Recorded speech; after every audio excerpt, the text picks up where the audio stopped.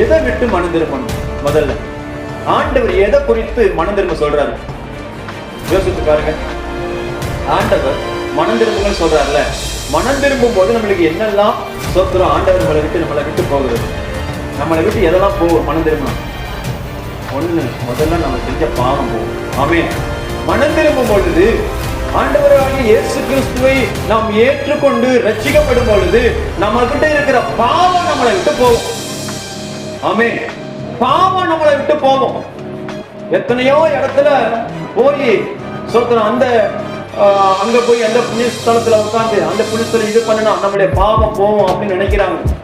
அது மனிதனுடைய அறிவு, மனிதனுடைய கண்டுபிடிப்பு. ஏதோ ஒரு ஏரியிலேயோ ஏதோ ஒரு குளத்திலேயோ போய் சோத்திரம் நம்ம தண்ணீரை தலையை ஊற்றிட்டு வந்தோம்னா பாவம் போயிருந்து நினைக்கிறாங்க. ஆனா பாவம் எப்படி போகும்? பாவத்திலிருந்து விமோசனை எப்படி பெற முடியும் அப்படின்னா, பிரஜாபதி மேசியா இயேசு ரட்சகர் இந்த உலகத்துல நம்மளை படைத்து உண்டாக்கின பரம ஜோதி, பரம தெய்வம் உலகத்துல மாண்டு போகணும், மடிந்து போகணும்னு அன்னைக்கு ரிக்கு யெசுர் சாம அதிரோன வேதங்கள் எழுதப்பட்டிருக்கிறது.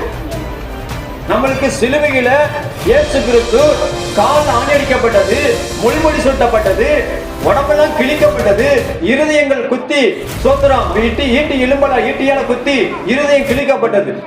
எல்லாம் நம்மளுக்கு தெரியும். ஆனா தேவனுக்கு மகிமை இருக்கு. யெசுர் சாம அதிரோன வேதங்கள்ல ஒரு பகுதி இருக்கிறது. அந்த பகுதியில் என்ன பண்ணிட்டுன்னா, குதிரை அடிக்கப்பட வேண்டும், குதிரையினுடைய எலும்புகள் முறிக்கப்படக்கூடாது, குதிரைகள் நன்றாய் அடிக்கப்பட வேண்டும், குதிரையுடைய ரத்தம் முழுவதும் வடிக்கப்பட வேண்டும்.